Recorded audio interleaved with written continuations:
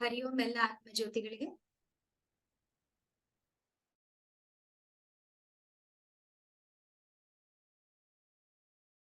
ಪ್ರಭುಜಿ ಪಾದಕ್ಕೆ ನಮಸ್ಕಾರ ಮಾಡ್ತಾ ಇವತ್ತಿನ ಭಗವದ್ಗೀತೆ ಶ್ರವಣ ಮಾಡೋಣ. ಓಂ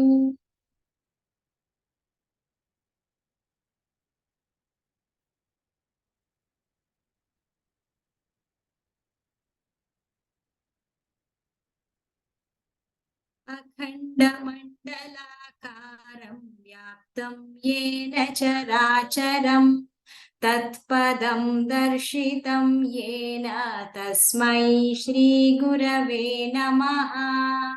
ನಾರಾಯಣ ಸಮಾರಂಭಾತ್ ಶಂಕರಾಚಾರ್ಯ ಮಧ್ಯಮಾ ಅಸ್ಮದಾಚಾರ್ಯ ಪರ್ಯಂತಾಂ ವಂದೇ ಗುರು ಪರಂಪರಾ.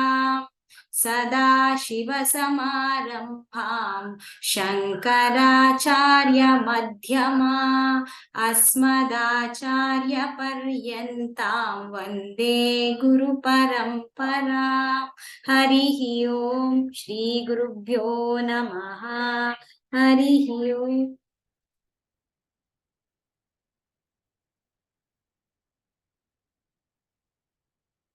ಯಾರಾದ್ರೂ ವಿಡಿಯೋ ಆನ್ ಮಾಡ್ಕೊಳ್ತೀರಾ?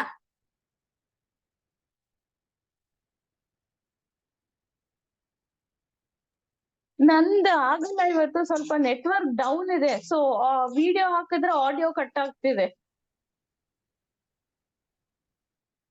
ಇದಾದ್ರೆ ವಿಡಿಯೋ ಆನ್ ಮಾಡಿ, ಆಡಿಯೋ ಮ್ಯೂಟ್ ಅಲ್ಲೇ ಇರ್ಲಿ, ವಿಡಿಯೋ ಆನ್ ಮಾಡಿ.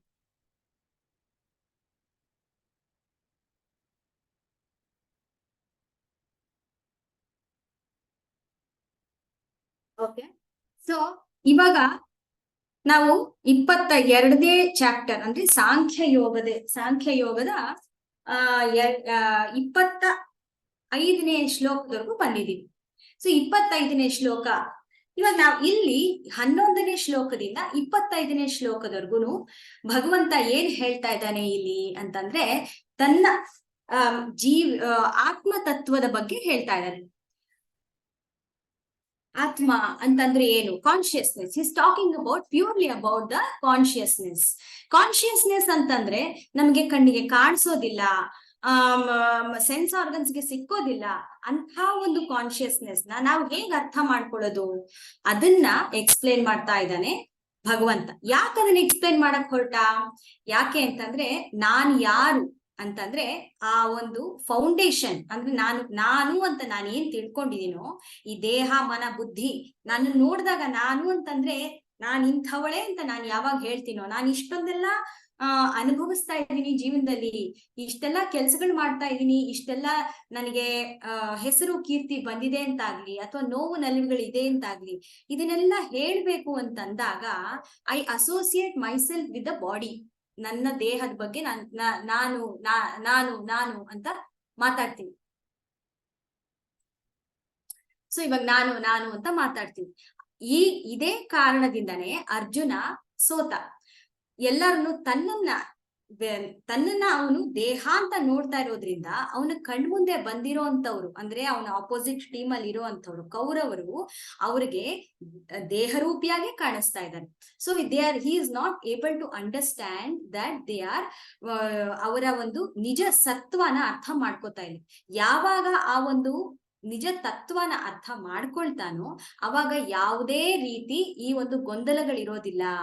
ಸೊ ಅವನ ಅರ್ಜುನನ ಕ್ವಶನ್ಗೆ ಅರ್ಜುನ ಏನು ನೋವು ಪಡ್ತಾ ಇದ್ದಾನೋ ಅದನ್ನ ಎಕ್ಸ್ಪ್ಲೇನ್ ಮಾಡ್ತಾ ಇರೋದ್ರ ಮೂಲಕ ನಮ್ಮ ಸಂಸಾರದಲ್ಲಿ ನಾವು ಭವರೋಗ ಅಂತ ಹೇಳ್ತೀವಲ್ಲ, ಪ್ರತಿಯೊಂದ್ರೊಳಗೂ ನಾವು ಅನುಭವಿಸ್ತಾ ಇದೀವಲ್ಲ, ಸೊ ಆ ಒಂದು ರೋಗಕ್ಕೆ ನಿವಾರಣೆ ಕೊಡ್ತಾ ಇದೆ. ಏನದು? ನೀನ್ ಯಾರು ಅಂತ ತಿಳ್ಕೋ ಅಂತ. ಸೊ ಮೊದಲನೇ ಅವನ್ ಮಾತಾಡೋದೇನೆ ಹಿ ಟಾಕ್ಸ್ ಅಬೌಟ್ ದ ಸಾಂಖ್ಯ ಯೋಗ. ಸಾಂಖ್ಯ ಅಂತಂದ್ರೆ ಜ್ಞಾನ. ಯಾವುದ್ರ ಬಗ್ಗೆ ಜ್ಞಾನ? ತನ್ನ ನಿಜ ಸ್ವರೂಪದ ಬಗ್ಗೆ ಜ್ಞಾನನ ಕೊಡ್ತಾ ಬರ್ತಾ ಇದ್ದಾನೆ. 11ನೇ ಶ್ಲೋಕದಿಂದ 25ನೇ ಶ್ಲೋಕದವರೆಗೂ ಅವನು ಈ ಒಂದು ಜ್ಞಾನನ ಒಂದೊಂದು ಹಂತದಲ್ಲಿ ತುಂಬಾನೇ ಕ್ರಿಸ್ಟಲ್ ಕ್ಲಿಯರ್ ಆಗಿ ಹಂತವಾಗಿ ಎಕ್ಸ್ಪ್ಲೇನ್ ಮಾಡ್ತಾ ಇದ್ದಾನೆ.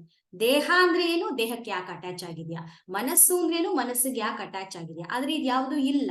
ಇದ್ಯಾವುದು ಇಲ್ಲ ಅಂತಂದ್ರೆ ಏನರ್ಥ, ಅದನ್ನೆಲ್ಲ ಎಕ್ಸ್ಪ್ಲೈನ್ ಮಾಡ್ತಾ ಇದ್ದಾನೆ. ಎಲ್ಲಿಂದ ಅದ್ರ ಬರ್ತಾ ಇದೆ, ಸೋರ್ಸ್ ಯಾವುದು, ಅದರಿಂದ ನಿನಗೆ ಕಾಣಿಸ್ತಾ ಇರೋದೆಲ್ಲ ಅಪಿಯರೆನ್ಸಸ್, ಬರ್ತಾ ಇರತ್ತೆ ಹೋಗ್ತಾ ಇರತ್ತೆ ಅಲೆಗಳ ತರ.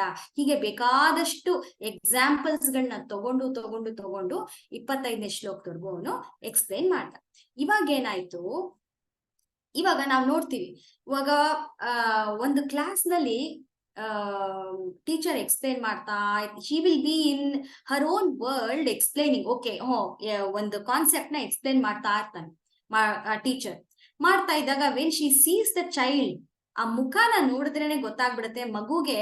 ಅದಕ್ಕೆ ದಿವ್ಯ ದೃಷ್ಟಿ ಬೇಕಾಗಿಲ್ಲ, ಮಗುಗೆ ಅರ್ಥ ಆಗಿದ್ಯೋ ಇಲ್ವೋ ಅಂತ, ಅಥವಾ ಆ ಮಗುನ ಕೇಳ್ಬೇಕು ಅಂತಾನೂ ಇಲ್ಲ, ಅರ್ಥ ಆಯ್ತಾ ಇಲ್ವಾ ಅಂತ ಕೇಳ್ಬೇಕು ಅಂತಾನೂ ಇಲ್ಲ. ಮುಖ ನೋಡಿದ್ರೆ ಅರ್ಥ ಆಗುತ್ತೆ. If that child's face is blank, ನೋಡ್ತಾ ಇದ್ರೆ ಓ ಅರ್ಥ ಆಗಿಲ್ಲ ಇವನ್ಗೆ, ಓಹೋ ಏನೋ ಕೇಳ್ತಾ ಇದ್ದಾನೆ, ಪಾಪ ಶ್ರದ್ಧೆಯಿಂದ ಕೇಳ್ತಾ ಇದ್ದಾನೆ, ಅದು ನಿಜವಾಗ್ಲೂ ಅರ್ಥ ಆಗಿಲ್ಲ ಅಂತ any experience teacher can understand. So Krishna, being a very good teacher here, he is seeing by just seeing the Arjuna explaining ಇಷ್ಟೆಲ್ಲ ಹೇಳಿದ್ಮೇಲೆ ಅವ್ನಿಗೇನೋ ಅರ್ಥ ಆಗ್ತಾ ಇಲ್ವೇನೋ ಅಂತ ಅವನಿಗೆ ಅನ್ಸುತ್ತೆ. ಸೊ ಅವಾಗ ಅವನೇನ್ ಮಾಡ್ತಾನೆ, ಇನ್ನೊಂದ್ ಸ್ವಲ್ಪ ಸಿಂಪ್ಲರ್ ಮಾಡಿ, let me make it more logical, let me make it more practical ಅಂತ ಅವನ್ ಸ್ಟ್ರಾಂಡ್ಸ್ ನ ಅಥವಾ ಅವನ ಆಂಗಲ್ ನ ಚೇಂಜ್ ಮಾಡ್ತಾನೆ. ಫ್ರಮ್ ದಿಸ್ ಶ್ಲೋಕ ಲಿಟಲ್ ಬಿಟ್ ಒಂದು ಸ್ವಲ್ಪ ಅವನು ಬದಲಾವಣೆ ಮಾಡ್ತಾನೆ, ಅವ್ನು ಹೇಳೋ ರೀತಿನ ಬದಲಾವಣೆ ಮಾಡ್ತಾನೆ. ಇವಾಗ ನಾವು ಯಾರಿಗಾದ್ರೂ ಏನಾದ್ರೂ ಎಕ್ಸ್ಪ್ಲೈನ್ ಮಾಡ್ಬೇಕು ಅಂತಂದ್ರೆ, ಗುರು ಶಿಷ್ಯನ ಮಧ್ಯೆ ನಡೆಯುವಂತ ಸಂಭಾಷಣೆ ಆ ರೀತಿ ಎಕ್ಸ್ಪ್ಲೈನ್ ಮಾಡ್ಬೋದು, ಅಥವಾ ಒಂದು ಫ್ರೆಂಡ್ ಇನ್ನೊಬ್ಬ ಫ್ರೆಂಡ್ಗೆ ಅದೇನೆ ಬೇರೆನೇ ರೀತಿ ಎಕ್ಸ್ಪ್ಲೈನ್ ಮಾಡ್ಬೋದು. ಯಾವುದು ಆ ವ್ಯಕ್ತಿ ಯಾವ್ದನ್ ಬೇಕಾದ್ರೂ ತಗೋಬಹುದು, ಯಾವ ದೃಷ್ಟಿನಲ್ಲಿ ಬೇಕಾದ್ರೂ ತಗೋಬಹುದು. ಹಾಗಾಗಿ Arjuna he is also a friend, he is also a guru. So he understood that this Arjuna is not understanding what I am telling. ಸ್ವಲ್ಪ ಬ್ಲಾಂಕ್ ಆದಂಗಿತ್ತು. ಹಾಗಾಗಿ ಅವನು ಈ 26ನೇ ಶ್ಲೋಕದಿಂದ ಒಂದು ಚೂರು ಎಕ್ಸ್ಪ್ಲೈನ್ ಮಾಡ್ತಾನೆ. ಯಾವ ತರ, ಅಪರ್ಣ ಇದನ್ನ ಹಾಕ್ತೀರಾ? If you are busy I will put it. Jassi, just see whether it is ಆಗತ್ತಾ ನಿಮ್ಗೆ?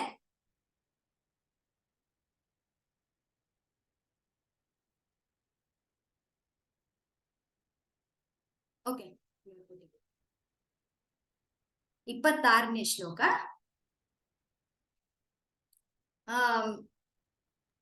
ಯಾರಾದ್ರೂ ಹೇಳ್ತೀರಾ ಅಥವಾ ನಾನೇ ಹೇಳ್ತಾ ಹೋಗ್ತೇನೆ ಬೇಕಿದೆ? ಐ ಥಿಂಕ್ ಸೊ ಪೀಪಲ್ ಹೇಳ್ತೀರಾ?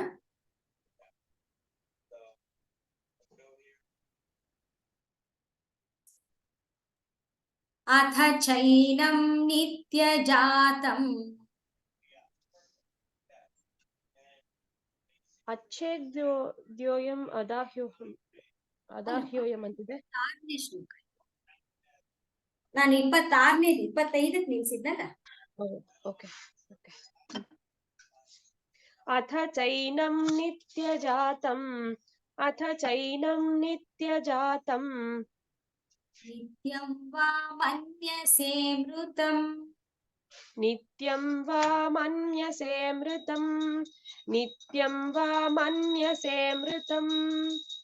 ತಥಾಪಿ ತ್ವಂ ಮಹಾಬಾಹೋ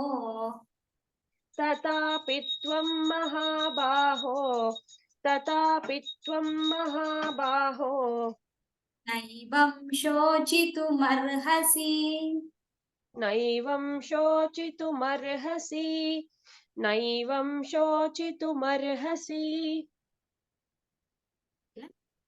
ಸೊ ಇಲ್ಲೇನ್ ಹೇಳ್ತಾ ಇದ್ದಾನೆ,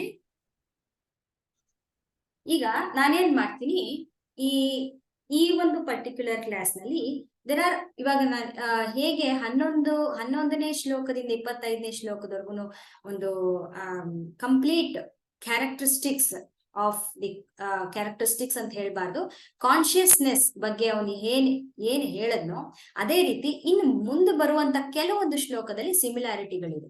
ಸೊ ಹಾಗಾಗಿ I will take up few shlokas together, then I will explain you the ಅದರದ ಒಂದು ತಾತ್ಪರ್ಯನ ಅರ್ಥ ಮಾಡ್ಕೊತಾ ಹೋಗೋಣ. ಇಲ್ಲಿ ಪದಭಾಗದಲ್ಲಿ ಏನ್ ಅರ್ಥ ಆಗ್ಬೋದು ಅದನ್ನ ಹೇಳ್ತೀನಿ ಇವಾಗ.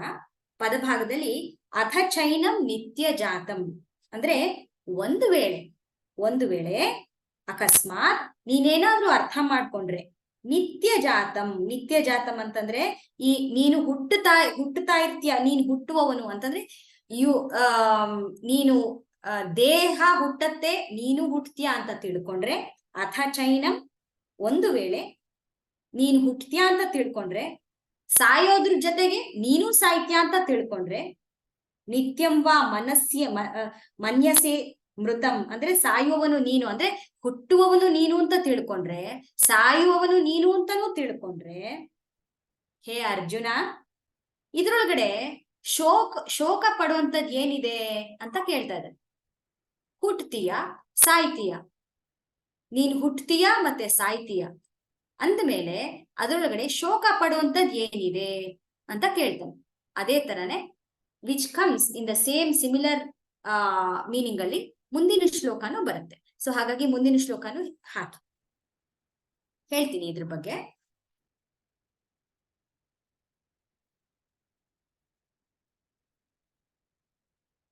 ಮುಂದಿನ ಶ್ಲೋಕ ಹಾಕ್ಬೇಕಾ?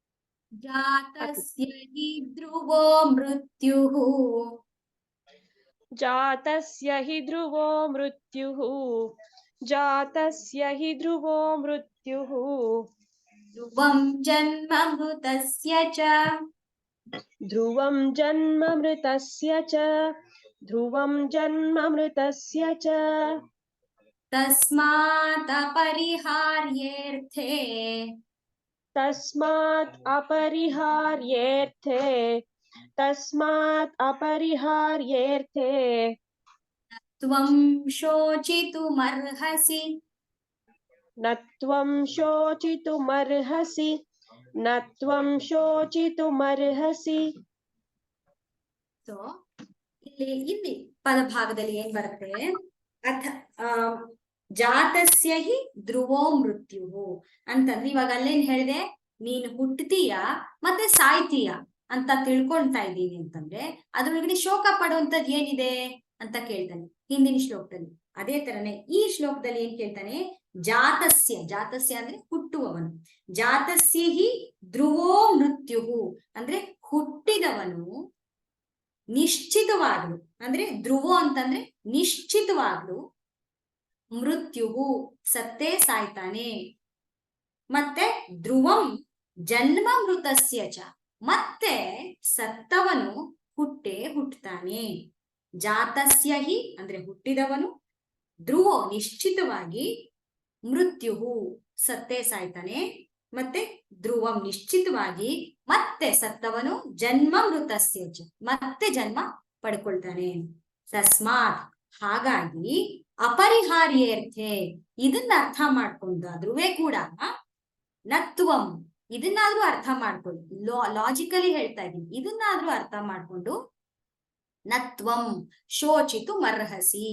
ಸೊ ಇದನ್ನ ಶೋಕ ಪಡುವಂಥದ್ದು ನಿನಗೆ ಲಾಭ ತರಲ್ಲ, ಯೋಗ್ಯತೆ ಅಲ್ಲ, it is not at all good, ಶೋಕ ಪಡೋದು ವ್ಯರ್ಥ ಅಂತ ಹೇಳ್ತಾ ಇದ್ದಾನೆ.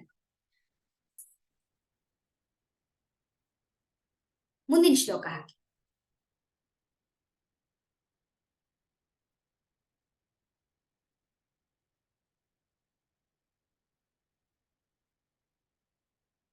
ಇಪ್ಪತ್ತೆಂಟನೇ ಶ್ಲೋಕ.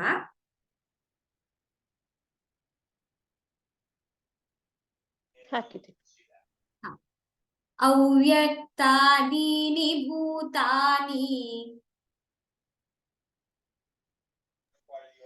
ಯಾರು ಹೇಳಲ್ವಾ? ಯಾರು they not coming forward. Okay. ಅವ್ಯಕ್ತಾದೀನಿ ಭೂತಾನಿ ಅವ್ಯಕ್ತಾದೀನಿ ಭೂತಾನಿ ವ್ಯಕ್ತ ಮಧ್ಯಾನಿ ಭಾರತ ವ್ಯಕ್ತಮಧ್ಯಾನಿ ಭಾರತ ವ್ಯಕ್ತಮಧ್ಯಾನಿ ಭಾರತ ಅವ್ಯಕ್ತ ನಿಧನಾನ್ಯೇವ ಅವ್ಯಕ್ತ ನಿಧನಾನ್ಯೇವ ಅವ್ಯಕ್ತ ನಿಧನಾನ್ಯೇವ ತತ್ರ ಕಾ ಪರಿದೇವನಾ ತತ್ರ ಕಾ ಪರಿದೇವನಾ ತತ್ರ ಕಾ ಪರಿದೇವನಾ. ಸೊ ಇನ್ನೇನ್ ಹೇಳ್ತಾ ಇದ್ದಾನೆ, ಅವ್ಯಕ್ತಾದೀನಿ. ಅವ್ಯಕ್ತ ಅಂತಂದ್ರೇನು? ಕಣ್ಣಿಗೆ ಕಾಣಿಸೋದಿಲ್ಲ, ವ್ಯಕ್ತ ಆಗೋದಿಲ್ಲ. ಯಾವ್ದ್ರ ಬಗ್ಗೆ ಹೇಳ್ತಾ ಇದ್ದಾನೆ? ಅವ್ಯಕ್ತಾದೀನಿ ಭೂತಾನಿ. ಭೂತಾನಿ ಅಂತಂದ್ರೆ ಸರ್ವ ಪ್ರಾಣಿಗಳು, ಅಂದ್ರೆ ಪ್ರಾಣಿಗಳು ಅಂತಾನೆ ನಾವು ಬರ್ತೀವಿ, ಮನುಷ್ಯರು, ಪ್ರಾಣಿಗಳು, ಜಗತ್ತು ಎಲ್ಲದುವೆ. ಏನ್ ಹೇಳ್ತಾ ಇದ್ದಾನೆ? ಇದು ಅವ್ಯಕ್ತಾದೀನಿ ಪ್ರಾಣಿ ಭೂತಾನಿ ಎಲ್ಲವೂ ಅವ್ಯಕ್ತವಾಗಿದೆ. ವ್ಯಕ್ತ ಮಧ್ಯಾನಿ ಭಾರತ. ಮುಂಚೆ ವ್ಯಕ್ತವಾಗಿತ್ತು, ಸ್ವಲ್ಪ ಸಮಯದ ನಂತರ ವ್ಯಕ್ತ ಆಗತ್ತೆ. ಅವ್ಯಕ್ತ ಇತ್ತು, ಮಧ್ಯದಲ್ಲಿ ವ್ಯಕ್ತ ಆಯ್ತು. ವ್ಯಕ್ತ ಮಧ್ಯಾನಿ, ಮಧ್ಯಾನಿ ಅಂತಂದ್ರೆ ಮಧ್ಯದಲ್ಲಿ ವ್ಯಕ್ತ ಆಯ್ತು, ಅಂದ್ರೆ ಇಟ್ ಕೇಮ್ ಇಂಟು ವ್ಯಕ್ತ ಅಂದ್ರೆ ಇಟ್ ಕಣ್ಣಿಗೆ ಕಾಣಿಸ್ತು. ಫಸ್ಟ್ ಇರ್ಲಿಲ್ಲ, ಕಣ್ಣಿಗೆ ಕಾಣಿಸ್ಲಿಲ್ಲ, ಇವಾಗ ಕಣ್ಣಿಗೆ ಕಾಣಿಸ್ತಾ ಇದೆ. ಭಾರತ ಅವ್ಯಕ್ತ ನಿಧನಾನ್ಯೇವ ಅಂತಂದ್ರೆ ಇವಾಗ ಸ್ವಲ್ಪ ಹೊತ್ತಿನ ನಂತರ ಅದು ಕಣ್ಣು ಕಾಣಿಸ್ಕೊಳ್ತಾ ಇರೋದು ಕೂಡ ಮತ್ತೆ ಅವ್ಯಕ್ತ ರೂಪಕ್ಕೆ ಹೊರಟು ಹೋಗುತ್ತೆ. ಹಾಗಾಗಿ ಇದಕ್ಕೋಸ್ಕರ ಇದನ್ನ ಅರ್ಥ ಮಾಡ್ಕೊಂಡು ತತ್ರ ಕಾ ಪರಿದೇವನ, ಮತ್ತ್ಯಾಕ್ ಶೋಕ ಪಡ್ತೀಯಾ ಅಂತ ಹೇಳ್ತಾ ಇದ್ದಾನೆ. This is all a code language which we have to understand. ಏನದು ವ್ಯಕ್ತ ಆಗೋದು, ಅವ್ಯಕ್ತ ಆಗೋದು, ಏನ್ ಹೇಳ್ತಾ ಇದ್ದಾನೆ ಕೃಷ್ಣ, ಇದನ್ನ ಅರ್ಥ ಮಾಡ್ಕೊಳ್ಳೋಣ. So will take the 3 shlokas which come up in the same meaning wise. So ಮೊದಲನೇ 26ನೇ ಶ್ಲೋಕದಲ್ಲಿ ಏನ್ ಹೇಳ್ತಾನೆ? ಅಥ ಚೈನಂ ನಿತ್ಯ ಜಾತಂ ನಿತ್ಯಂ ವಾ ಮನಸ್ಸೇ ಮೃತಂ ಅಂತಂದ್ರೆ ಏನ್ ಹೇಳ್ತಾನೆ? ಮುಂಚೆ ಏನ್ ಹೇಳ್ತಿದ್ದ? Consciousness. He was only talking about consciousness. ಅಂದ್ರೆ ಆತ್ಮ ಹೀಗಿರುತ್ತೆ, ಕಣ್ಣಿಗೆ ಕಾಣಿಸೋದಿಲ್ಲ, ಇಟ್ಸ್ ಎಲ್ಲಿಂದ ಬಂದಿದೆ, ಅದಕ್ಕೆ ಮಾಪನ ಇಲ್ಲ, ಮೆಜರ್ ಮಾಡೋದಿಕ್ ಆಗೋದಿಲ್ಲ. So all these things he was talking about the consciousness. ಎಲ್ಲ ಒಂದು ಈ ತರ ಇರುತ್ತೆ, ಹೀಗಿರುತ್ತೆ, ಹಾಗಿರುತ್ತೆ ಅಂತ ಎಕ್ಸ್ಪ್ಲೈನ್ ಮಾಡ್ತದೆ, ವಿಚ್ ಇಸ್ ಸ್ವಲ್ಪ ಅವನ್ಗೆ ಹತ್ತತಾ ಇಲ್ಲ ತಲೆಗೆ ಅಂತಂದಾಗ now he is bringing to the matter. First ನಾವು ಇದನ್ನು ಕೂಡ ಮುಂಚೆನೂ ಅರ್ಥ ಮಾಡ್ಕೊಂಡ್ವಿ. ನಮಗೆ ಕಣ್ಣು ಕಾಣಿಸ್ತಾ ಇರುವಂತ ಯಾವುದೇ ಪದಾರ್ಥ ಆಗಿರೋದು ಎರಡು, ಒಂದು ಮ್ಯಾಟರ್, ಇನ್ನೊಂದು ಕಾನ್ಶಿಯಸ್ನೆಸ್. ಒಂದು ಜಡ, ಇನ್ನೊಂದು ಚೈತನ್ಯ. ಜಡ ಬೇರೆ, ಚೈತನ್ಯ ಬೇರೆ ಅಲ್ಲ. ಪ್ರತಿಯೊಂದು ಜಡ ವಸ್ತುವಿನಲ್ಲಿ ಚೈತನ್ಯ, ಈ ಚೈತನ್ಯದ ಇರುವಿಕೆಯಿಂದಲೇ ಜಡ ಇದೆ. So he was pointing out to that ಚೈತನ್ಯ. ಚೈತನ್ಯನ ಎಕ್ಸ್ಪ್ಲೇನ್ ಮಾಡ್ತಾ ಇದ್ದ. ಇವಾಗ ಯಾವಾಗದ ಅರ್ಥ ಆಗ್ಲಿಲ್ವೋ ಅವಾಗ ಅವನೇನ್ ಮಾಡ್ತಾ ಇದ್ದಾನೆ? Now he is pointing out to the ಜಡ. ಜಡ ಯಾವುದು? ದೇಹದ ಬಗ್ಗೆ. ಓಕೆ, ನಿಂಗೆ ದೇಹ ಅರ್ಥ ಆಗ್ತಿದ್ಯಲ್ವಾ? ಓಕೆ, ಅಲ್ಲಿಂದನೇ ಬರೋಣ ನಾವು ಅಂತ ಎಕ್ಸ್ಪ್ಲೇನ್ ಮಾಡ್ತಾ ಇದ್ದಾನೆ. ಅವನೇನ್ ಹೇಳ್ತಾ ಇದ್ದಾನೆ? ದೇಹ ನಿನಗೆ ಕಣ್ಣಿಗೆ ಕಾಣುತ್ತಲ್ವೇನಪ್ಪ? ಸೊ ಇವಾಗ ದೇಹ ಅನ್ನೋದು ಜಡ. ಈ ಜಡ ದೇಹ ಅನ್ನೋದು ಕಣ್ಣಿಗೆ ಕಾಣ್ತಾ ಇದೆ, ಇಲ್ಲಿಂದನೇ ಅರ್ಥ ಮಾಡ್ತೀನಿ. ಸೊ ಈ ಕಣ್ಣಿಗೆ ಕಾಣುವಂತ ದೇಹ ಏನಿದೆಯೋ ಅದು ಹುಟ್ಟತ್ತೆ, ಸಾಯತ್ತೆ ಅಂತ ನೀನ್ ಅರ್ಥ ಮಾಡ್ಕೊಳ್ತಾ ಇದೀಯಾ? Okay, I come in your own way. ಹುಟ್ಟತ್ತೆ, ಸಾಯತ್ತೆ ಅಂತಂದ್ರೆ ದಿಸ್ ಚೇಂಜ್, ಅಂದ್ರೆ ಈ ಒಂದು ಹುಟ್ಟೋದು, ಸಾಯೋದು ಅನ್ನೋದು ಇಟ್ ಗೋಸ್ ಆನ್ ಕಂಟಿನ್ಯೂಸ್ಲಿ. ಅಲ್ಲಿ ಎಲ್ಲೂ ಒಂದು ತಡೆ ಇಲ್ಲ. ಸೊ ಹಾಗಾಗಿ you cannot stop it, you cannot do anything in that matter. ಆ ಒಂದು ಮೂಮೆಂಟ್ ಅಲ್ಲಿ ನೀನ್ ಏನು ಮಾಡಕ್ ಆಗೋದಿಲ್ಲ. ಪ್ರತಿ ಕ್ಷಣ ಹುಟ್ಟತಾ ಇರತ್ತೆ, ಸಾಯ್ತಾ ಇರತ್ತೆ. ಎಲ್ಲೋ ಒಂದ್ ಕಡೆ ಯಾವ್ದೋ ಒಂದ್ ಹುಳ ಹುಟ್ಟತ್ತೆ, 2 ದಿನ ಆದ್ಮೇಲೆ ಅದ್ರದ್ದು ಸಾವು ಸಂಭವಿಸುತ್ತೆ. ಹೇಗಾದ್ರೂ ಆಗಿರ್ಬೋದು. ಯಾರೋ ಒಂದು ಸೊಳ್ಳೆನ ಸಾಯಿಸ್ಬೋದು, ಅಥವಾ ಯಾವ್ದೋ ಒಂದು ಗಾಳಿ ಜೊತೆ ತೂರ್ಕೊಂಡು ಹೋಗ್ಬೋದು, ಅಥವಾ ಇನ್ನೆಲ್ಲೋ ಬೀಳ್ಬೋದು. ಸೊ ಇದು ಹುಳದ ವಿಷಯ ಒಂದೇ ಅಲ್ಲ, ಪ್ರಾಣಿಗಳು ಅಷ್ಟೇ. ಚಿಕ್ಕ ಚಿಕ್ಕ ಪ್ರಾಣಿಗಳು ನಮಗೆ ಕಣ್ಣು ಕಾಣಿಸ್ತಾ ಇರುವಂತದ್ದು ಲಿಮಿಟೆಡ್ ಅಲ್ಲಿ ಮಾತ್ರ ನಾವು ನೋಡ್ತೀವಿ. ಇಡೀ ಬ್ರಹ್ಮಾಂಡದಲ್ಲಿ ಎಷ್ಟು ಕ್ರಿಮಿ ಕೀಟಗಳು ಹುಟ್ಟುತ್ತಾ ಇರತ್ತೆ, ಸಾಯ್ತಾ ಇರತ್ತೆ. ಯಾಕೆ? ಒಂದು ಪಕ್ಕದಲ್ಲಿ ಹರಿಯುವಂತ ಒಂದು ಮೋರಿನಲ್ಲೂ ಕೂಡ ಕ್ರಿಮಿ ಕೀಟಗಳು ಹುಟ್ಟತ್ತೆ, ಸಾಯತ್ತೆ. ಅದಕ್ಕೇನಂತೀರಾ? ಮತ್ತೆ ಇದ್ರೊಳಗೆ ಅದಕ್ಕೆ ಹೇಳ್ತಾರಲ್ಲ, ನಮ್ಮ ದೇಹದಲ್ಲಿ, ನಮ್ಮ ಒಳಗಡೆ ದೇಹದಲ್ಲೂ ಕೂಡ ಎಷ್ಟೋ ಕ್ರಿಮಿಕೀಟಗಳು ಅದರದ್ದು ವಾಸ ಇದೆ. ನಾವು ತಿನ್ನೋದ್ರಿಂದ ಅದು ಜೀವಿಸ್ತಾ ಇದೆ. ಹಾಗಾಗಿ ಹುಟ್ಟು ಸಾವು ಅನ್ನೋದು ಖಚಿತ. It is always there. ನೀನ್ ಅನ್ಕೋತಾ ಇದೀಯ bodies come and bodies go, I can't kill that body ಅಂತ ಹೇಳ್ತಾ ಇದ್ಯಾ, I can't kill this body, ಇದ್ರ ದ್ರೋಣಾಚಾರ್ಯರ ದೇಹನ ಸಾಯ್ಸಕ್ ಆಗ್ತಾ ಇಲ್ಲ ಅಂತ ಹೇಳ್ತಾ ಇದ್ಯಾ. You don't go to consciousness, ನಿನ್ ತಲೆಗೆ ಹೋಗ್ತಾ ಇಲ್ಲ. ಓಕೆ, ಈಗ ದೇಹದ ವಿಷಯನೇ ಬರೋಣ. ದೇಹ ಹುಟ್ಟತ್ತೆ, ಸಾಯತ್ತೆ, ಅದನ್ನ ನೀನೇನ್ ಮಾಡಕ್ ಆಗತ್ತೆ? ನೀನೇನು ಮಾಡಕ್ ಆಗೋದಿಲ್ಲ. So let it be as it is. ಅದನ್ನ ಲಾಜಿಕಲಿ ಯೋಚನೆ ಮಾಡಿದ್ರೆ ಅದ್ರ ತೀರಾ ತಲೆ ಕೆಡಿಸ್ಕೊಳಕ್ ಹೋಗ್ಬೇಡ ಅಂತ ಹೇಳ್ತಾರೆ. ಯಾತಿಕ್ಕೆ? ಅದನ್ನ ಮುಂದಿನ ಶ್ಲೋಕದಲ್ಲಿ ಹೇಳ್ತಾನೆ. ಯಾತಿಕ್ ತಲೆ ಕೆಡಿಸ್ಕೊಳಕ್ ಹೋಗ್ಬೇಡ, ನಿಂಗೆ ಆನ್ಸರ್ ಬೇಕಾ? ಅದನ್ನ ಹೇಳ್ತೀನಿ. ಏನ್ ಹೇಳ್ತಾ ಇದ್ದಾನೆ? ಜಾತಸ್ಯ ಹಿ ಧ್ರುವೋ ಮೃತ್ಯು ಹೇಳಿದ್ನಲ್ಲ, ಹುಟ್ಟಿದವನು ನಿಶ್ಚಿತವಾಗಿ ಸಾವನ್ನ ಹೊಂದುತ್ತಾನೆ ನಿಶ್ಚಿತವಾಗಿ. ಮತ್ತೆ ಆ ಸತ್ತಿರೋನು ಮತ್ತೆ ಹುಟ್ಟುತ್ತಾನೆ ಅಂತ ಹೇಳ್ತಾನೆ. ಅಂದ್ರೆ ಇಲ್ಲಿ ಯಾವ ಕಾನ್ಸೆಪ್ಟ್ ತರ್ತಾ ಇದ್ದಾನೆ ಭಗವಂತ? ನಮ್ಗೆ ದೇಹ ಅನ್ನೋದು ಹೇಳ್ದ, ಓಕೆ, ಕಾನ್ಶಿಯಸ್ನೆಸ್ ಇಂದ ನಾವು he's coming to the matter level. ಈ ಮ್ಯಾಟರ್ ಲೆವೆಲ್ ಇಂದ ಹೀಸ್ ಕಮಿಂಗ್ ಇನ್ನೂ ಒಂದು ಇಂಪಾರ್ಟೆಂಟ್ ಡಾಕ್ಟ್ರಿನ್ ಅಂತ ಹೇಳ್ತಾರೆ. ಇದನ್ನ ಇಂಪಾರ್ಟೆಂಟ್ ನಮ್ಮ ತಲೆಗೆ ಹೋಗೋದಿಕ್ಕೆ ಅದನ್ನ ತುಂಬಾ ಗಟ್ಟಿಯಾಗಿರುವಂತ ಒಂದು ವಿಷಯನ ಇಲ್ಲಿ ತರ್ತಾ ಇದ್ದಾನೆ. ಏನದು? ಕರ್ಮನ ತರ್ತಾ ಇದ್ದಾನೆ. ಅಂದ್ರೆ ಏನ್ ಅರ್ಥ ಇಲ್ಲಿ? ಹುಟ್ಟಿದವನು ಸತ್ತೇ ಸಾಯ್ತಾನೆ, ಮತ್ತೆ ಸತ್ತವನು ಮತ್ತೆ ಹುಟ್ಟಾನೆ. ಅದ್ ಯಾಕೆ ಹುಟ್ಟತಾನೆ? ಬಿಕಾಸ್ ಆಫ್ ಹಿಸ್ ಕರ್ಮ. And he is also bringing that birth and rebirth. ಎಷ್ಟೋ ನಾವು ಸನಾತನ ಧರ್ಮದಲ್ಲಿ ಇದನ್ನ ಪ್ರತಿಯೊಂದ್ರಲ್ಲೂ ನಮ್ಮ ಬಿಲೀವ್ ಫ್ಯಾಕ್ಟರೇ ದಟ್ ಮತ್ತೆ ಪುನರ್ಜನ್ಮ ಇದೆ. ಮುಂದಿನ ಜನ್ಮದಲ್ಲಿ ನನಗೆ ಇಂಥ ಕಡೆ ಆದ್ರೂ ಸಿಕ್ಲಿ, ಒಳ್ಳೆ ಕಡೆ ಹುಟ್ಟೋ ತರ ಆಗ್ಲಿ ಭಗವಂತ, ಈ ಜನ್ಮಕ್ಕೆ ನನ್ಗಿಷ್ಟ ಆಯ್ತು, ಮುಂದಿನ ಜನ್ಮದಲ್ಲಿ ಒಳ್ಳೆ ಕಡೆ ಸಿಕ್ಲಿ.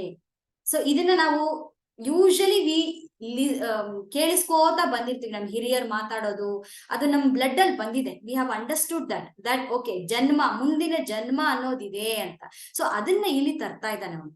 ಸೊ ಹುಟ್ಟಿದವನಿಗೆ ಸಾವು, ಸಾವಿಗೆ ಮತ್ತೆ ಹುಟ್ಟು ಅಂತಂದ್ರೆ the cycle of birth and death ಅದಿದ್ದೇ ಇದೆ. ವೈ ಡು ಯು ವರಿ ಅಂತ ಹೇಳ್ತಾ ಇದ್ದಾನೆ. ಅದು ಒಂದು ಪಾರ್ಟ್. ಇನ್ನೊಂದು ಕರ್ಮ. ಇವಾಗ ಮತ್ತೆ ಹುಟ್ಟುವಿಕೆಗೆ ಕಾರಣ ಆಗುವಂತದ್ದು ಯಾವುದು? ಕರ್ಮನೇ. Which is that continuity factor. ಒಂದು ಸತಿ ಈ ದೇಹ ನಶಿಸಿ ಹೋದ್ಮೇಲೆ there is no reason for that ಜೀವ to be born. If there is a reason, that is only because of karma. ನಾನು ನಿಂಗೆ ಹೋದ ಒಂದು ಇದ್ರೊಳಗಡೆ ಹೇಳ್ದೆ ನಿಮ್ಗೆ, ಹೇಗೆ ಒಂದು ಜೀವ ಅಂತಂದ್ರೆ, ದೇಹ ಅಂತಂದ್ರೆ ಒಂದು ಸ್ಥೂಲ ದೇಹ, ಇನ್ನೊಂದು ಸೂಕ್ಷ್ಮ ಶರೀರ, ಇನ್ನೊಂದು ಕಾರಣ ಶರೀರ ಇರುತ್ತೆ. ನಾವು ಮಾಡುವಂತ ಪ್ರತಿಯೊಂದು ಕರ್ಮ, ನಾವು ಯೋಚನೆ ಮಾಡುವಂತ ಪ್ರತಿಯೊಂದು thoughts, it gets implanted or impressed on the ಸೂಕ್ಷ್ಮ ಶರೀರ. ಆ ಸೂಕ್ಷ್ಮ ಶರೀರ ಮತ್ತೆ ಜೀವ ಪಡ್ಕೊಳ್ಳುತ್ತೆ. It takes the form of a new body. So ಹಾಗಾಗಿ ಪುನರ್ಜನ್ಮ ಇದೆ. ಇವನೆಲ್ಲೂ ಹೋಗೋದಿಲ್ಲ, ಬರೋದಿಲ್ಲ. ಅಂದ್ರೆ ಬಾಡಿ ಗೋಸ್, ಜೀವ travels, it gets new bodies. So ಹಾಗಾಗಿ ಇದ್ರ ಬಗ್ಗೆ ಯೋಚನೆ ಬೇಡ ಅಂತ ಹೇಳ್ತಾ ಇದ್ದಾರೆ. ಆಮೇಲೆ ಇಲ್ಲೇನ್ ಹೇಳ್ತಾನೆ? ಹಿ ಟಾಕ್ಸ್ ಅಬೌಟ್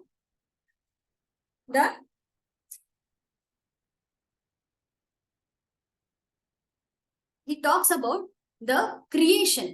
ಹೆಂಗೆ ಒಂದು ನಾವು ಇದನ್ನ ಏನ್ ಅರ್ಥ ಮಾಡ್ಕೊಳ್ತೀವಿ? ಕ್ರಿಯೇಷನ್ ಅಂತಂದ್ರೆ ಏನು, ಮತ್ತೆ ಡಿಸ್ಟ್ರಕ್ಷನ್ ಅಂತಂದ್ರೆ ಏನು, ಸೃಷ್ಟಿ ಮತ್ತೆ ಲಯ ಹೇಗಾಗತ್ತೆ, ಒಂದು ಹುಟ್ಟುವಿಕೆ ಮತ್ತು ಮರಣ ಹೇಗಾಗತ್ತೆ, ಆ ಒಂದು ಕಾನ್ಸೆಪ್ಟ್ ಕೂಡ ಇಲ್ಲಿ ತರ್ತಾ ಇದ್ದಾನೆ. ಸೊ ಮುಂದಿನ ಶ್ಲೋಕದಲ್ಲಿ 28ನೇ ಶ್ಲೋಕ. 28ನೇ ಶ್ಲೋಕದಲ್ಲಿ ಏನ್ ಹೇಳ್ತಾನೆ? 27ನೇ ಶ್ಲೋಕದಲ್ಲಿ ಜಾತಸ್ಯ ಹಿ ಧ್ರುವೋ ಮೃತ್ಯು ಧ್ರುವಂ ಜನ್ಮ ಮೃತಸ್ಯ ಚ ತಸ್ಮಾದ ಪರಿಹಾರ್ಯೇರ್ತೆ ನತ್ವಂ ಶೋಚಿತು ಮರ್ಹಸಿ. So you don't have to feel bad about this ಅಂತ ಹೇಳ್ತೀನಿ. ಸೊ ಇವಾಗ ನೆಕ್ಸ್ಟ್ ಹೇಳ್ತಾನೆ, ಅವ್ಯಕ್ತಾದೀನಿ ಭೂತಾನಿ ವ್ಯಕ್ತ ಮಧ್ಯಾನಿ ಭಾರತ ಅವ್ಯಕ್ತ ನಿಧನಾನೈವ ತತ್ರ ಕಾ ಪರಿದೇವನ ಅಂತ. ಅಂದ್ರೆ ಇಲ್ಲಿ ವ್ಯಕ್ತ ಮತ್ತೆ ಅವ್ಯಕ್ತ, we have to understand these two things. What is this ವ್ಯಕ್ತ ಅಂಡ್ ಅವ್ಯಕ್ತ? ನಮಗೆ ವ್ಯಕ್ತವಾಗಿದೆ ಅಂತಂದ್ರೆ that we are able to see ಅಂತಂದ್ರೆ we understand that it has been created. ಅದು ಕ್ರಿಯೇಟ್ ಆಗಿರೋದ್ರಿಂದ ನಮ್ಗೆ ಕಣ್ಣಿಗೆ ಕಾಣಿಸ್ತಾ ಇದೆ. ಸೊ ಯಾವುದೇ ಕಣ್ಣಿಗೆ ಕಾಣಿಸಿದ್ರು we feel that it has been created ಅಲ್ವಾ? ಸೊ ಇದು ವ್ಯಕ್ತ ಅಂತ ಹೇಳ್ತೀವಿ. ಅವ್ಯಕ್ತ ಅಂತಂದ್ರೆ ಕಣ್ಣಿಗೆ ಕಾಣಿಸೋದಿಲ್ಲ, ಅದು ಡಿಸ್ಟ್ರಾಯ್ ಆಗಿ ಹೋಗಿದೆ ಅಂತ ಇಲ್ಲಿ ನಾವು ಅರ್ಥ ಮಾಡ್ಕೊಳ್ತೀವಿ. ಇಲ್ಲಿ ಏನ್ ಹೇಳ್ತಾ ಇದ್ದಾನೆ, ಇವಾಗ ಒಂದು ಮರ ಇದೆ. ಆ ಮರ ಮುಂಚೆ ನಮ್ಗೆ ಕಣ್ಣು ಕಾಣಿಸ್ತಾ ಇತ್ತ? ಮರ ಮುಂಚೆನೆ ಫಸ್ಟ್ ನೋಡಿದ ತಕ್ಷಣ ಒಂದ್ ಮರ ಕಾಣಿಸ್ತಾ? ಇಲ್ಲ. ಆ ಫಸ್ಟ್ ಕಂಡಿದ್ದೇನು? ನಮಗೆ ಬೀಜ. ಬೀಜದಲ್ಲಿ ಪೂರ್ತಿ ಮರದ ಸ್ವರೂಪ ಅಡಗಿದೆ. ಸೊ ಮರ ವ್ಯಕ್ತವಾಗಿರುವಂತ ಮರ ಅವ್ಯಕ್ತ ರೂಪದಲ್ಲಿ ಬೀಜದಲ್ಲಿ ಅಡಗಿದೆ. ಅದನ್ನೇ ಹೇಳ್ತಾ ಇದ್ದಾನೆ ಕೃಷ್ಣ. ಆದರೆ ಸ್ವಲ್ಪ ಸಮಯದವರೆಗೂ ಮಾತ್ರ ಅದು ವ್ಯಕ್ತ ಆಗತ್ತೆ. ಯಾವಾಗ? ಬೀಜ ಮಣ್ಣಿಗೆ ಸೇರಿ ಸೂರ್ಯನ ಕಿರಣಗಳು ಬಿದ್ದು ನೀರು ಬಿದ್ದು ಅದಕ್ಕೊಂದು ಸರಿಯಾಗಿರುವಂತ ಎನ್ವೈರನ್ಮೆಂಟ್ ಕ್ರಿಯೇಟ್ ಆದ್ಮೇಲೆ ಆ ಬೀಜದಿಂದ ಅವ್ಯಕ್ತವಾಗಿರುವಂತ ಆ ಮರ ಬೀಜದಿಂದ ಒಂದು ಸಂಪೂರ್ಣವಾಗಿ ವ್ಯಕ್ತವಾಗುವಂತ ಒಂದು ಮರ ಆಚೆ ಬರುತ್ತೆ. ಸ್ಟೆಮ್ ಇರ್ಬೋದು, ಬ್ರಾಂಚಸ್ ಇರ್ಬೋದು, ಲೀಫ್ ಇರ್ಬೋದು, ಹೂವ ಇರ್ಬೋದು, ಎಷ್ಟು ಬ್ಯೂಟಿಫುಲ್ ಆಗಿದೆ. ಅದೆಲ್ಲ ಒಂದು ಬೀಜದಲ್ಲಿ ಅವ್ಯಕ್ತ ರೂಪದಲ್ಲಿ ಒಳಗಡೆ ಇರುತ್ತೆ. ಇದು ವ್ಯಕ್ತ ಆಗತ್ತೆ. ಆಮೇಲೆ ಏನಾಗತ್ತೆ? ಹಣ್ಣಾಗಿ ಬೀಜ ಆಗಿ ಮತ್ತೆ ಅದು ಮರ ಬಿದ್ದು ಹೋಗುತ್ತೆ, ಮರ ಡಿಸ್ಟ್ರಾಯ್ ಆಗ್ಬಿಡುತ್ತೆ. ಮತ್ತೆ ಈಗಿನ ಆ ಮರದ ಗುಣ ಎಲ್ಲಿಗೆ ಬರುತ್ತೆ? ಆ ಬೀಜದಲ್ಲಿ, ಬೀಜ ರೂಪದಲ್ಲಿ, ಆ ಹಣ್ಣು ಒಳಗಡೆ ಇರುವಂತ ಬೀಜದಲ್ಲಿ ಮತ್ತೆ ಅವ್ಯಕ್ತ ರೂಪಕ್ಕೆ ಒಳಗಡೆ ಹೋಗಿ ಸೇರ್ಕೊಂಡು ಮತ್ತೆ ಅದಕ್ಕೆ ಕಂಡ್ಯೂಸಿವ್ ಎನ್ವೈರನ್ಮೆಂಟ್ ಬಂದಾಗ ಅದು it becomes one more tree. ಹಾಗೆ ನಮ್ಮ ದೇಹನೂ ಕೂಡ, ನಮ್ಮ ದೇಹದಲ್ಲಿ ಏನಾಗುತ್ತೆ? ನಾವು ನೋಡ್ತೀವಿ ಇವಾಗ ಜೀನ್ಸ್. ನಾವು ಒಬ್ಬ ಮನುಷ್ಯನ ನೋಡಿದ್ರೆ ಅವನ ಬಿಹೇವಿಯರ್, ಅವನ ಆಟಿಟ್ಯೂಡ್ ಇರ್ಬೋದು, ಅಥವಾ ಅವನ ಬಿಹೇವಿಯರ್ ಆಟಿಟ್ಯೂಡ್ ಬಿಡಿ, ಅವನು ನೋಡುವಂತ ಅವನ ಮುಖದಲ್ಲಿ ಇರುವಂತ ಮೂಗು, ಕಣ್ಣಿನ ಪ್ಲೇಸ್ಮೆಂಟ್ ಇರ್ಬೋದು, ಅದೆಲ್ಲ ಅವರ ಅಜ್ಜಿ ತಾತ ಹೇಗಿರ್ತಾರೋ ಅದೇ ತರ ಬಂದಿರುತ್ತೆ. ಹೇಗೆ? ಆ ಹೆರಿಡಿಟಿ ಜೀನ್ ಅದು ಬೀಜ, ಅದ್ರೊಳಗಡೆ ಅವ್ಯಕ್ತವಾಗಿದೆ, ಇವಾಗ ವ್ಯಕ್ತವಾಗಿ ಕಾಣ್ತಾ ಇದೆ. ನಾವೊಂದು ಒಬ್ಬ ಪರ್ಸನ್ ನೋಡಿದ್ರೆ ವ್ಯಕ್ತವಾಗಿ ಕಾಣುತ್ತೆ. ಸೊ ಹಾಗಾಗಿ ಇಲ್ಲೇನ್ ಹೇಳ್ತಾ ಇದ್ದಾನೆ? ಅವ್ಯಕ್ತಾದೀನಿ ಅಂದ್ರೆ ಮುಂಚೆ ಅವ್ಯಕ್ತವಾಗಿತ್ತು, ಸ್ವಲ್ಪ ಸಮಯದವರೆಗೂ, ಸ್ವಲ್ಪ ಸಮಯ ನಂತರ ವ್ಯಕ್ತ ಆಗತ್ತೆ. ವ್ಯಕ್ತ ಆದ್ಮೇಲೆ ಮಧ್ಯಭಾಗದಲ್ಲಿ ಅಂದ್ರೆ ಇನ್ ದ ಮಿಡಲ್ ಪೋರ್ಷನ್ ವ್ಯಕ್ತ ಆಗತ್ತೆ. ಮತ್ತೆ ಏನಾಗತ್ತೆ? ಅದು it goes back to the ಅವ್ಯಕ್ತ form. This is how the life is, how the nature works ಅಂತ ಹೇಳ್ತಾರೆ. ಇದು ನಮ್ಗೆ ಇಷ್ಟು ನಾವು ಅರ್ಥ ಮಾಡ್ಕೊಳ್ಬಹುದು. ಆದ್ರೆ ಇಡೀ ಬ್ರಹ್ಮಾಂಡನ ನಾವು ಹೇಗ್ ಅರ್ಥ ಮಾಡ್ಕೊಳ್ತೀವಿ? ಈ ಒಂದು ಇಡೀ ಸೃಷ್ಟಿ ಹೇಗಾಯ್ತು?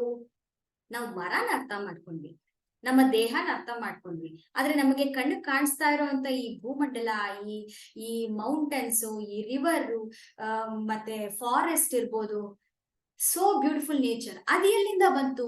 ಅದ್ ಯಾವ ಅವ್ಯಕ್ತವಾದ ಬೀಜದಿಂದ ಬಂತು? ಅದಕ್ಕೆ ಹೇಳ್ತಾನೆ, ಇದಕ್ಕೆ ಹೇಳೋದು ಚೈತನ್ಯ ರೂಪ ಅಂತಂದ್ರೆ ಅದು ಅವ್ಯಕ್ತ, ಅದು ಕಣ್ಣಿಗೆ ಕಾಣಿಸೋದಿಲ್ಲ, ಅವ್ಯಕ್ತ ರೂಪದಲ್ಲಿದೆ. ಆದ್ರೆ ವ್ಯಕ್ತ ಆಗೋದಿಕ್ಕೆ ಹೇಗೆ ಬೀಜದ ಅವಶ್ಯಕತೆ ಇದೆಯೋ ಅದೇ ರೀತಿ ವ್ಯಕ್ತ ಆಗೋದು ಆ ಚೈತನ್ಯದ ಒಂದು ಗುಣ. ಅದಕ್ಕೆ ಮಾಯಾಶಕ್ತಿ ಅಂತ ಕರೀತಾರೆ. ಈ ಮಾಯಾಶಕ್ತಿಯ ಅದ್ರದ ಪ್ರಖರತೆಯಿಂದ ಏನಾಗತ್ತೆ?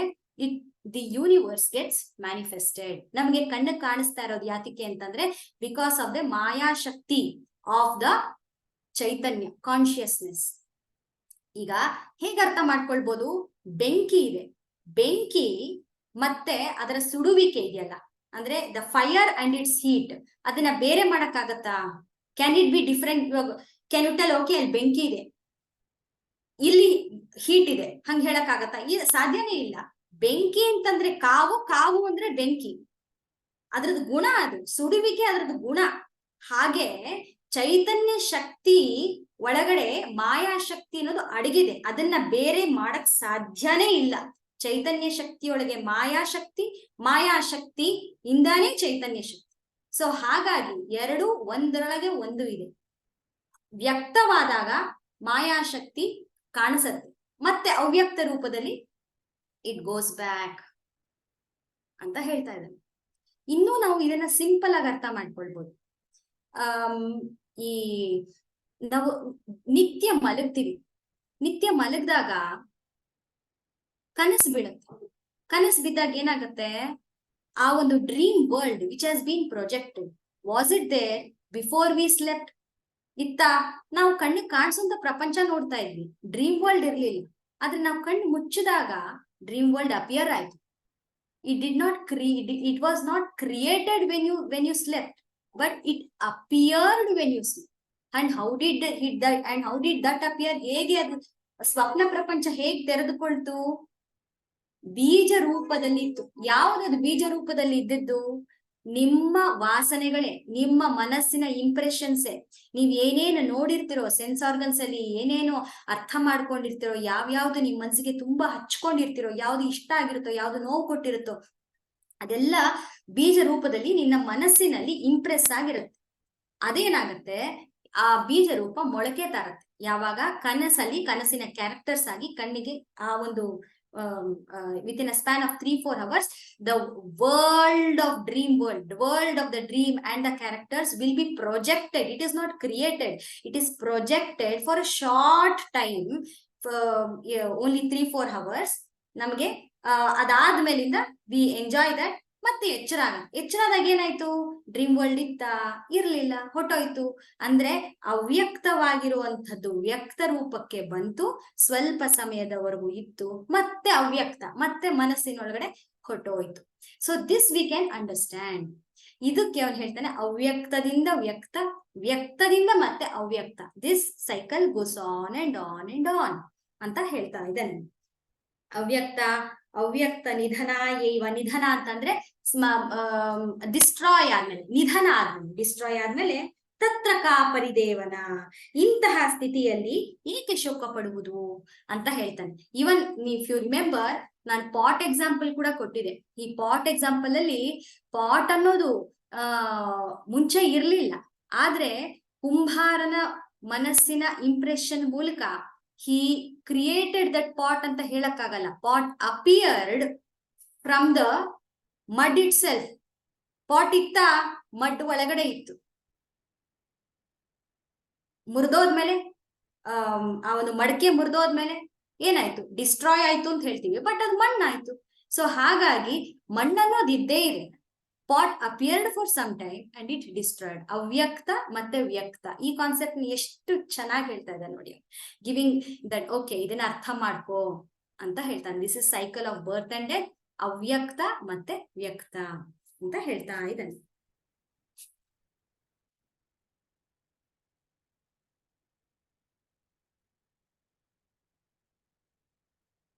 And also I told that ಈ ಯಾವುದೇ ಒಂದು ಕ್ರಿಯೇಷನ್ ಆಗಬೇಕು ಅಂತಂದ್ರೆ ಅದಕ್ಕೆ ಕಾರಣ ಬೇಕು. ಅದೇನೆ ಇದು ಬೀಜ ಅನ್ನೋದು. ಸೊ ಇವಾಗ ಯಾವುದೇ ಇರ್ಬೋದು, ನೀವು ಮಾಡುವಂತ ಪ್ರತಿಯೊಂದು ಕೆಲಸನೇ ನೋಡಿ.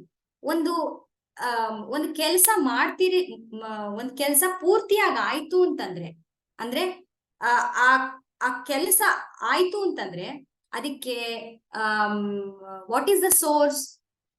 The source is the cause.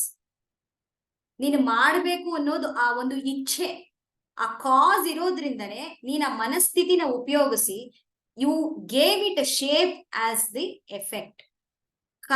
ನಿನಗೆ ಕಣ್ಣಿಗೆ ಕಾಣಿಸ್ತಾ ಇರೋಂತ ಒಂದು ಎಫೆಕ್ಟ್ ಇರ್ಬೋದು. ಅಂದ್ರೆ ನಿನಗೆ you can tell anything like name, fame ಇರ್ಬೋದು. ನಿನ್ಗೆ for that what you will have to do? If that is the effect, name and fame effect ಆಯ್ತು ಅಂದ್ರೆ what is the cause? You will work for it. You will use all your sources and work for it. Then only you will be able to see the effect. ಮತ್ತೆ again ಏನಾಗುತ್ತೆ? It goes back. ಹಾಗೇನೆ ಹೇಳ್ತಾ ಇರೋದು. ಯಾವುದೇ ಒಂದು creation ಆಗ್ಬೇಕು ಅಂತಂದ್ರೆ ಅದಕ್ಕೆ ವೇದಾಂತದಲ್ಲಿ ಹೇಳ್ತಾರೆ ಕಾರ್ಯ ಕಾರಣ ಸಂಬಂಧ. ದೇರ್ ಶುಡ್ ಬಿ ಒಂದು ಕಾರ್ಯ ಆಗ್ತಾ ಇದೆ ಅಂತಂದ್ರೆ ಅದಕ್ಕೆ ಕಾರಣ ರೂಪದಲ್ಲಿ, ಬೀಜ ರೂಪದಲ್ಲಿ ಆಸೆ, ಇಚ್ಛೆ ಅನ್ನೋದು ಇರ್ಬೇಕು. ಆ ಇಚ್ಛೆನೆ ಆ ಕರ್ಮಕ್ಕೆ ಕಾರಣ ಆಗತ್ತೆ. ಅದೇ ನಿನ್ನ ಜನ್ಮಕ್ಕೆ ಕಾರಣ ಆಗ್ತಾ ಹೋಗುತ್ತೆ. ಇಚ್ಛೆ ಇರ್ಬೇಕು. ಎಂಥ ಇಚ್ಛೆ ಇರ್ಬೇಕು? ಅದು ಒಳ್ಳೆ ಇಚ್ಛೆ. That we will go in the next chapters, karma yoga, ಭಕ್ತಿ ಯೋಗದಲ್ಲಿ. But here he is explaining about the nature of the jiva, the nature of the creation and destruction. Let us understand all those things later. But you'll know he is completely, it is foundation ಕೊಡ್ತಾ ಇದ್ದಾನೆ. ಜೀವ, ಜಗತ್ತು, ಈಶ್ವರ. ನಮ್ಮ ತಲೆನಲ್ಲಿ ಬರೋದು ಇವು ಮೂರೇ ಪ್ರಶ್ನೆಗಳು. ನಾನ್ಯಾರು? ನನ್ನ ಕಣ್ಣು ಕಾಣಿಸ್ತಾ ಇರೋಂಥ ಜಗತ್ತು ಎಲ್ಲಿಂದ ಹುಟ್ಟಿದೆ? ಮತ್ತೆ ಈಶ್ವರ ಅನ್ನೋನ್ ಯಾರು? ನಾನ್ ಕೇಳ್ದಾಗ ನನ್ ಸಹಾಯಕ್ ಬರ್ತಾನ? ಆಲ್ ದೀಸ್ ಥಿಂಗ್ಸ್ ಯಾವಾಗ್ಲೂ ನಮ್ಮ ಪ್ರಶ್ನೆಗೆ will always B searching for these are the basic foundation of the ಜೀವ ಹುಡುಕೋ ಅಂತ ಉತ್ತರಗಳಿದಿಲ್ಲ. ಈ ಪ್ರಶ್ನೆಗಳನ್ನ ಹುಡುಕ್ತಾ ಇರುತ್ತೆ. ಯಾವ ತರ ಇದಕ್ಕೆ ಏನು ಉತ್ತರ ಅಂತ ಅದನ್ನ ಫಸ್ಟ್ ಟ್ಯಾಕಲ್ ಮಾಡ್ತಾ ಇದ್ದಾನೆ ಕೃಷ್ಣ. ಮುಂದಕ್ಕೆ ಹೋಗೋಣ. So next hockey Aparna. So these 3 came together. So ಇವಾಗ ಮುಂದಕ್ಕೆ ಹೇಳ್ತಾನೆ.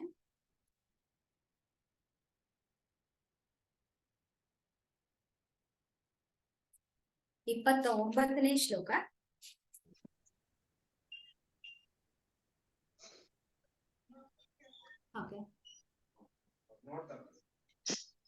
ನಾ ಹೇಳ್ಬೋದಾ ವಾಸುಕಿ ಅವ್ರೆ?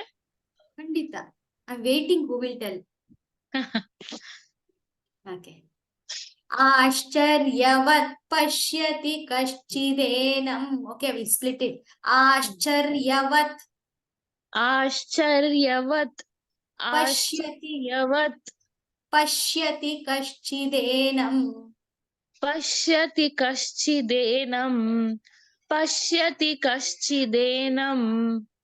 ಆಶ್ಚರ್ಯವತ್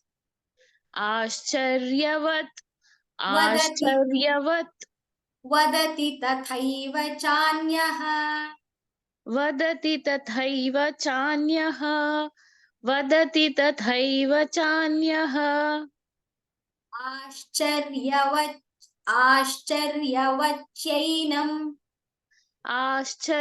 ಆಶ್ಚರ್ಯವತ್ಯೈನಂ ಅನ್ಯಶೃಣೋತಿ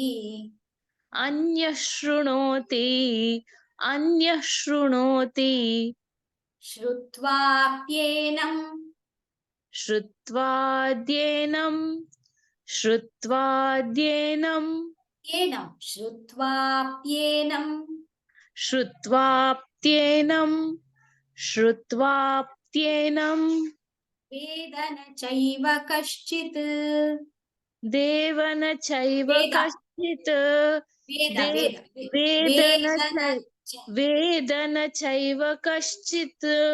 ವೇದನ ಚೈವ ಕಶ್ಚಿತ್. ಓಕೆ.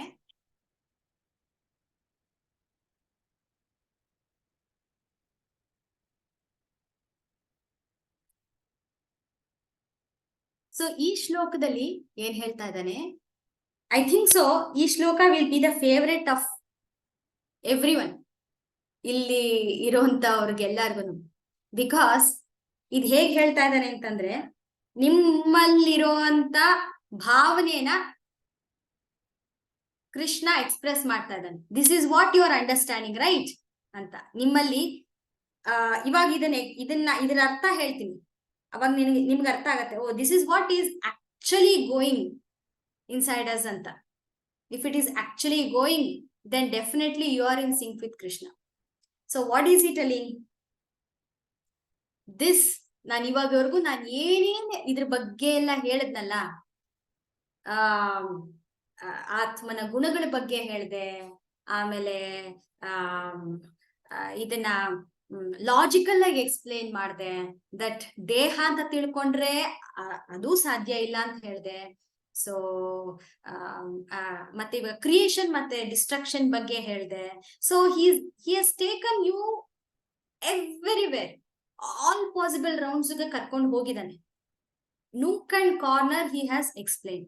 ಬಟ್ ಸ್ಟಿಲ್ ಇಲ್ಲಿ ಏನ್ ಹೇಳ್ತಾ ಇದ್ದಾನೆ ಅಂತಂದ್ರೆ, ಈ ಒಂದು ಆತ್ಮ ಅನ್ನೋ ಒಂದು ವಿಷಯ ಏನಿದೆಯಲ್ಲ, ಇದು ಎಲ್ಲರಿಗೂ most of the seekers here I am telling, it is ಆಶ್ಚರ್ಯವಾಗೇ ಉಳಿದು ಬಿಡುತ್ತೆ. ಆಶ್ಚರ್ಯ ಹೌದಾ ಹೌದಾ ಹೀಗ ಅಂತ ಅರ್ಥ ಮಾಡ್ಕೊಳ್ತೀವಿ, ಹೀಗ ಅಂತ ನಮ್ಮ ಮನಸ್ಸಿನಲ್ಲಿ ಮೂಡುತ್ತೆ. Is it right? ಅಲ್ಲೇ ಹೇಳ್ತಾ ಇದ್ದಾನೆ, ಒನ್ ಸೀಸ್, ಯಾರಾದ್ರೂ one sees Atman as mystery, ಆಶ್ಚರ್ಯ. ಹೇಳ್ತೇನೆ, I understand Atma as mystery, understand, I see it is, I see it ಅಂತ ಏನ್ ಹೇಳ್ತೀವಿ usually English language is a funny language ಅಂತ ಹೇಳ್ತೀವಿ. ಐ ಸಿ ಇಟ್ ಅಂತಂದ್ರೆ I understand, okay I see this, okay ಅಂದ್ರೆ I see this ಅಂತಂದ್ರೆ ಅರ್ಥ ಆಗ್ತಿದೆ, ಅಂದ್ರೆ I understand that Atma is a mystery. Understand ಅಂತಂದ್ರೆ ಅರ್ಥ ಆಗ್ತಾ ಇಲ್ಲ ಅಂತ ಹೇಳ್ತಾ ಇದೀನಿ ಅಂತ. ಒನ್ ಲಿಸನ್ಸ್ ಅಬೌಟ್ ಆತ್ಮ ಆಸ್ ಮಿಸ್ಟ್ರಿ, ಕೇಳಿಸ್ಕೊಳ್ತಾ ಇದೀನಿ, ಬಟ್ ಅದು ಸ್ವಲ್ಪ ಆಶ್ಚರ್ಯ, ಇಟ್ಸ್ ಮಿಸ್ಟ್ರಿ ಆಗೇ ಇದೆಯಲ್ಲ. ಒನ್ ಅಂಡರ್ಸ್ಟ್ಯಾಂಡ್ಸ್, ಇಷ್ಟೆಲ್ಲ ಆದ್ರೂ ಕೂಡ ಅಂಡರ್ಸ್ಟ್ಯಾಂಡ್ಸ್ ಅಂಟಲ್ ಇಲ್ಲಪ್ಪ, ಲೆಟ್ ಅಸ್ ಮೂವ್ ಆನ್, ಅರ್ಥ ಆಗಬಹುದು ನನಗೆ ಅಂತ ಅರ್ಥ ಮಾಡ್ಕೊಂಡು ಮುಂದಕ್ಕೆ ಹೋಗ್ತಾರೆ. Is it right? Totally agree.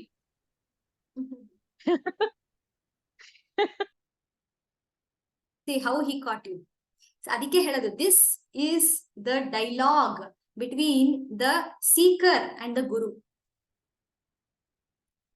This is Bhagavad Gita is one place where Shishya actually surrenders and tells that I don't know, but still he has belief, he has ನನ್ಗೆ ಎಲ್ಲೋ ಒಂದ್ ಕಡೆ ಅರ್ಥ ಆಗತ್ತೆ ಅನ್ನೋ ಒಂದು ಶ್ರದ್ಧೆ ಅವನನ್ನ ಪೂರ್ತಿ ಕೇಳೋ ಹಾಗೆ ಮಾಡ. even though it is a mystery, because that ಶ್ರದ್ಧೆ is the base. ಅದಕ್ಕೆ ಅರ್ಜುನನಿಗೆ ಹೇಳಕ್ ಶುರು ಮಾಡಿದಾಗ ಅರ್ಜುನ ಪೂರ್ತಿ ಶರಣಾಗತಿ ಅಂತ ಹೇಳ್ದ. ಶರಣಾಗತಿ ಆದ್ಮೇಲೆ ದೆನ್ ಹಾಗಾದ್ರೆ ಅವ್ನು ಹೇಳಿದ್ದೆಲ್ಲ ಒಪ್ಕೊಂಡ್ ಬಿಡ್ಬೇಕಲ್ಲ, ಕೃಷ್ಣ ಹೇಳಿದ್ದೆಲ್ಲ ಒಪ್ಕೊಂಡ್ ಬಿಡ್ಬೇಕಲ್ಲ. ಹೌದು, ಒಪ್ಕೊಳ್ತಾ ಇದ್ದಾನೆ. ಆದ್ರೂ ಕೂಡ ಇವಾಗ ನೀವ್ ಎಷ್ಟೋ ಸತಿ ಅಪ್ಪ ಅಮ್ಮ ನಮ್ಗೇನೋ ಹೇಳ್ತಾರೆ, ಅವ್ರನ್ನ ಒಪ್ಕೊಳ್ತೀವಿ, but we definitely ask questions, why, ಯಾಕೆ. ಬೇಸಲ್ಲಿ ನಮ್ಗೆ ಶ್ರದ್ಧೆ ಇರುತ್ತೆ, ಆದ್ರೂ we want to know, curious. ಅದೇ ತರಾನೇ ಗುರು ಶಿಷ್ಯ, he wants to know, but ಅಲ್ಲಿ ಆ ಒಂದು ಶ್ರದ್ಧೆಗೆ ಎರಡು ಮಾತಿಲ್ಲ, ಬಟ್ ಹೀಸ್ ಅಂಡರ್ಸ್ಟ್ಯಾಂಡಿಂಗ್. ಏನ್ ಹೇಳ್ತಾ ಇದ್ದಾನೆ ಇಲ್ಲಿ, ವೈ ಇಸ್ ದ ಮಿಸ್ಟ್ರಿ, ನಮ್ಗೆ ಯಾಕೆ ಅದನ್ನ ಅರ್ಥ ಆಗಲ್ಲ, ಇದನ್ನ ಅರ್ಥ ಮಾಡ್ಕೊಳ್ಳೋಣ. ಇದು ಸ್ವಲ್ಪ ಸೂಕ್ಷ್ಮವಾಗಿದೆ. ನಮಗೆ ಯಾವುದೇ ಒಂದು ಅರ್ಥ ಆಗಬೇಕು ಅಂತಂದ್ರೆ, anything for that matter, if you want to understand, ಮೂರಿರುತ್ತೆ. ಯಾವ್ದದು? the one which has to be understood, ಅಂದ್ರೆ ಭಗವದ್ಗೀತೆ ಇರ್ಬೋದು. Okay, I take in this context. Okay, Bhagavadgita ಇರ್ಬೋದು. the one which has to be understood, ಅದನ್ನ ಅರ್ಥ ಮಾಡ್ಕೊಳ್ಬೇಕು. ಓಕೆ, ದಟ್ ಇಸ್ ಕಾಲ್ಡ್ ಜ್ಞಾನ. ಇನ್ನೊಂದು ದ ನೋವರ್, ಯಾರು ಅರ್ಥ ಮಾಡ್ಕೊಳ್ಳೋ ಒಬ್ಬ ಇರ್ಬೇಕು. ಅಂದ್ರೆ ನಾವು, ನೀವು ಹೂ ಆರ್ ಸೀಕಿಂಗ್, ಓದ್ತಾ ಇರೋರು, ಓದೋರೊಬ್ರು ಇರ್ಬೇಕು, ಭಗವದ್ಗೀತೆ ಅನ್ನೋದಿರ್ಬೇಕು. ಇವ್ ಎರಡಕ್ಕೂ ಕನೆಕ್ಷನ್ ಆಗುವಂಥದ್ದು ಯಾವ್ದದು? Sense organs, right? You are able to see, you are able to hear. ನಾನ್ ಹೇಳ್ತಾ ಇರೋದನ್ನ ಕೇಳಿಸ್ಕೊಳ್ತಾ ಇದ್ದೀರಾ, ನಾವ್ ಹೇಳ್ತಾ ಇರೋದನ್ನ ಬುಕ್ ನ ನೋಡ್ತಾ ಇದ್ದೀರಾ, ಮತ್ತೆ ಇದನ್ನ ಅರ್ಥ ಮಾಡ್ಕೊಳ್ಳೋದಿಕ್ಕೆ ಬುದ್ಧಿನ ಉಪಯೋಗಿಸ್ತಾ ಇದ್ದೀರಾ. ಸೊ ಹಾಗಾಗಿ there are 3 things. One is knowledge, one the knower, and the instruments use to understand. ಇವು ಮೂರು ಇದ್ದಾಗ ಮಾತ್ರ you will be able to understand whatever it has to be understood. Do you agree?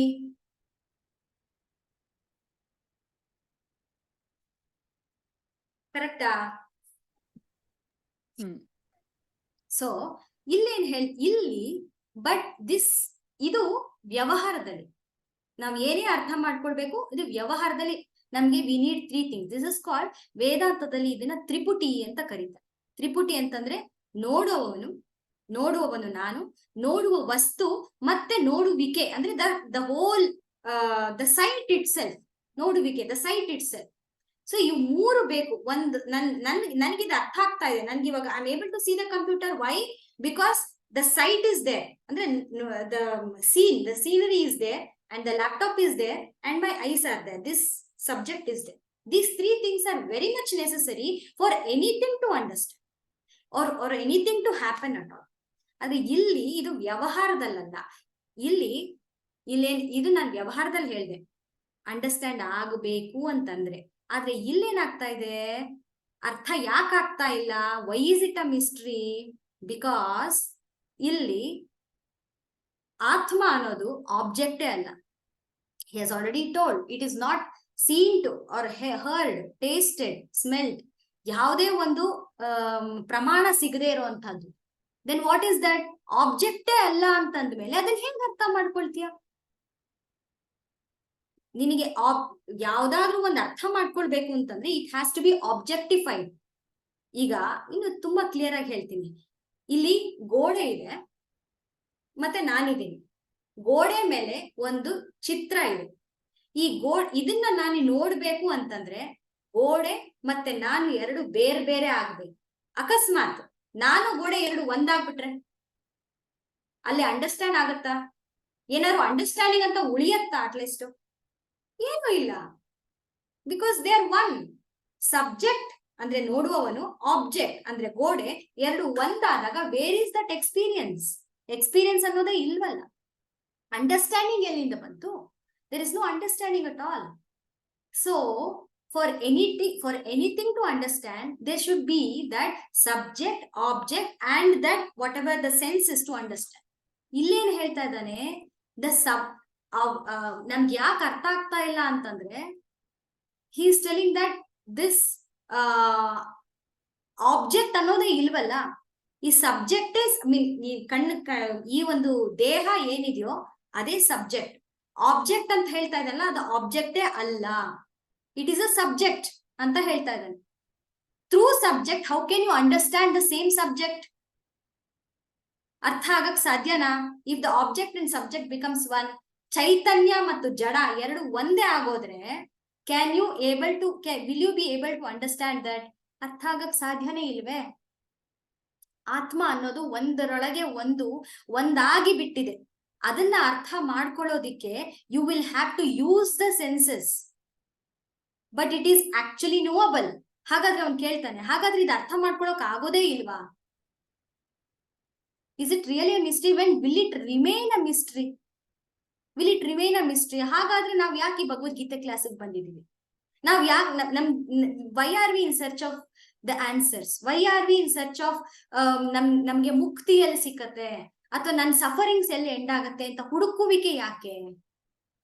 Because we are seeing the whole world as object, but when we start seeing it as a subject, then we'll be able to understand. But when is it possible? adike root end, how is it? Because if the subject and only subject is there, hegagatte namge hege artha agutte? This is adike heltaralla $1 million question anta heltaralla hange. How is it possible? Is it really a way out ಅಂತ? ಖಂಡಿತ ದಾರಿ ಇದೆ. ಏನದು ದಾರಿ? It is that you will have to use your sense organs only to understand. It is usable. ನಾನು ಹೇಳ್ತಾ ಇರೋದು ಇವಾಗ ಭಗವದ್ಗೀತೆನ ನಾವು ಕೇಳ್ತಾ ಇದೀವಿ. ಕೇಳೋದಿಕ್ಕೆ ಏನ್ ಬೇಕು? ಬುದ್ಧಿ ಬೇಕು. ಬುದ್ಧಿ is a subject, okay, but you have to use it. ಬುದ್ಧಿನ ಉಪಯೋಗಿಸ್ಬೇಕು. ಕಣ್ಣು ಬೇಕು. ಕಣ್ಣು ನನ್ನ ದೇಹದೇ ಒಂದು ಸಬ್ಜೆಕ್ಟ್, ಅದನ್ನ ಉಪಯೋಗಿಸ್ಬೇಕು as an object. Use everything as an object to understand that. ಎಲ್ಲಿವರೆಗೂ ಇವಾಗ ನಾವು ಹೇಳ್ತೀವಿ, ಇವಾಗ ಭಕ್ತಿ ಯೋಗ ಅಂತ ಹೇಳ್ತೀವಿ. ಇವಾಗ ದೇವರನ್ನ ಜಪ ಮಾಡೋದಿಕ್ಕೆ ನನಗೆ ಜಪಮಣಿ ಬೇಕು, ಕೈ ಬೇಕು, ಮನಸ್ಸು ಬೇಕು, ಕಾನ್ಸಂಟ್ರೇಷನ್ ಮಾಡೋದಕ್ಕೆ ಮನಸ್ಸು ಬೇಕು, ಇದೆಲ್ಲ ಬೇಕು. ಇದನ್ನೆಲ್ಲ ಉಪಯೋಗಿಸಿಕೊಂಡು we will be able to understand. ಅಂದ್ರೆ ಈ ಒಂದು ಸೆನ್ಸ್ ಆರ್ಗನ್ಸ್ ಏನಿದೆಯೋ, ಈ ಡ್ಯುಯಾಲಿಟಿ ಏನಿದೆಯೋ ಯಾತಿಕ್ ಕೊಟ್ಟಿದ್ದಾನೆ ಭಗವಂತ ಅಂತಂದ್ರೆ, ಈ ದೇಹ ಮನ ಬುದ್ಧಿ ಯಾತಿಕ್ ಕೊಟ್ಟಿದ್ದಾನೆ ಭಗವಂತ ಅಂತಂದ್ರೆ, ಈ ಒಂದು ಆತ್ಮ ತತ್ವ ಏನಿದೆಯೋ ಅದನ್ನ ಅರ್ಥ ಮಾಡ್ಕೊಳ್ಳೋದಿಕ್ಕೆ ಈ ದೇಹನೇ ಉಪಯೋಗಿಸ್ಬೇಕು. No other way.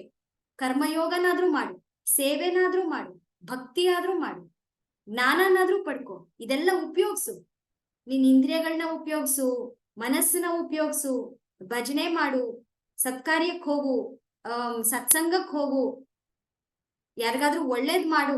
All these things you do to know that subject it self.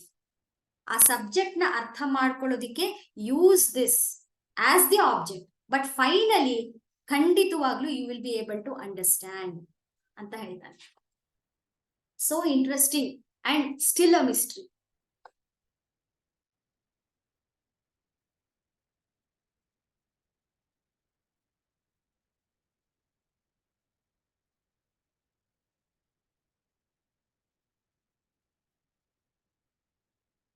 ಅವತ್ತೊಂದ್ಸತಿ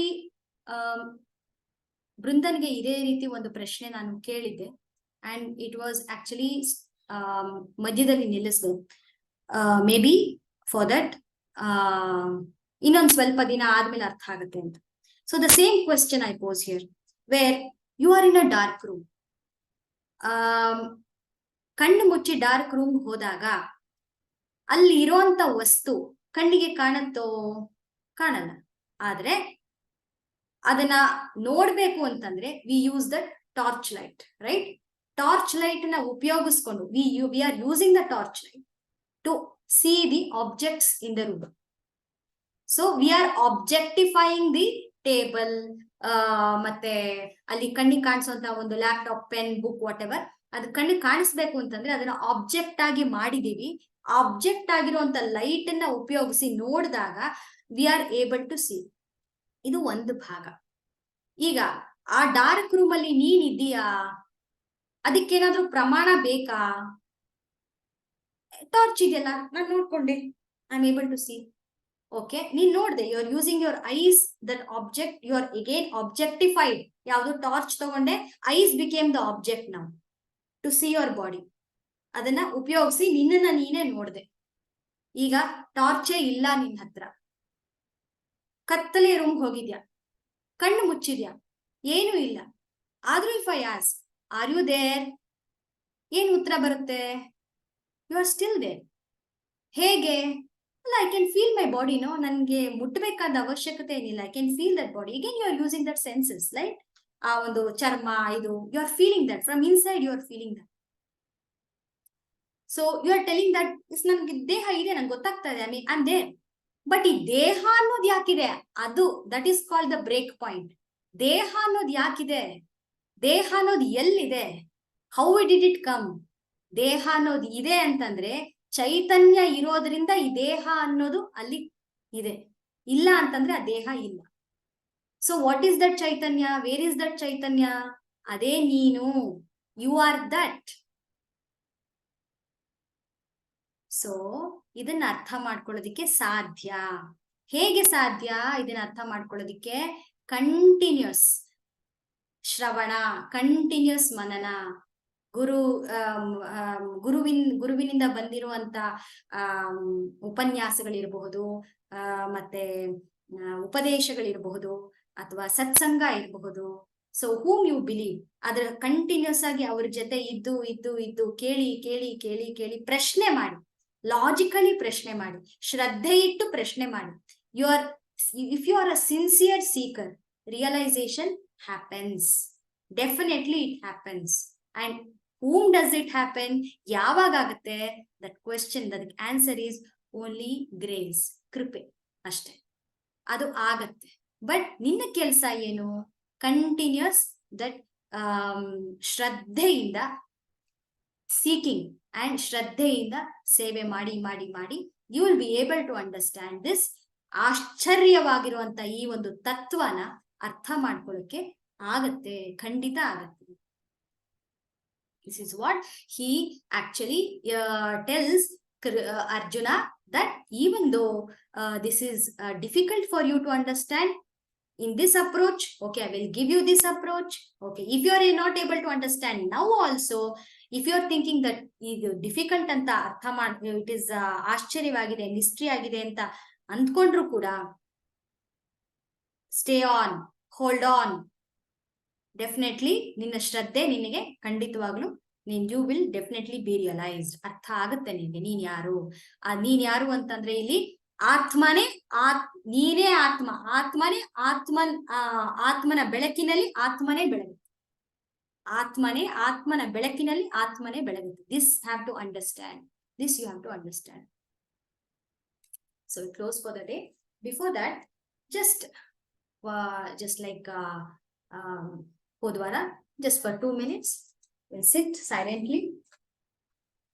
Whatever we have heard today, ಇವತ್ತೇನ್ ಕೇಳಿಸ್ಕೊಂಡ್ವಿ ಕೃಷ್ಣನಿಂದ, ಅದನ್ನ ಮನನ ಮಾಡಿ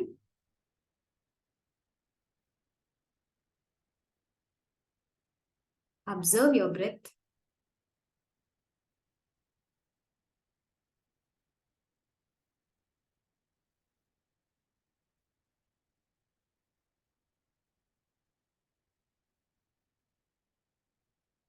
Just observe.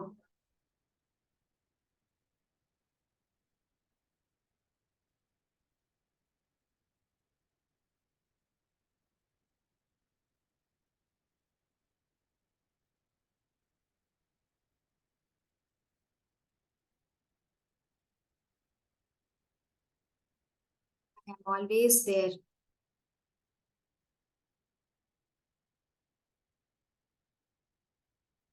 Through this body and mind, using this body and mind, you will be able to understand me.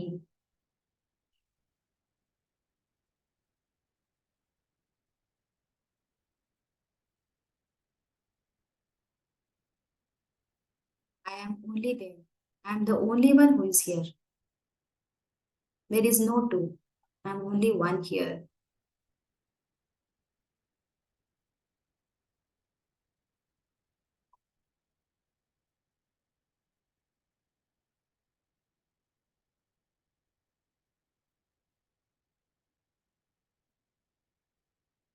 Sato ma sadgamaya, tamaso ma jyotirgamaya, mrityorma amrutangamaya.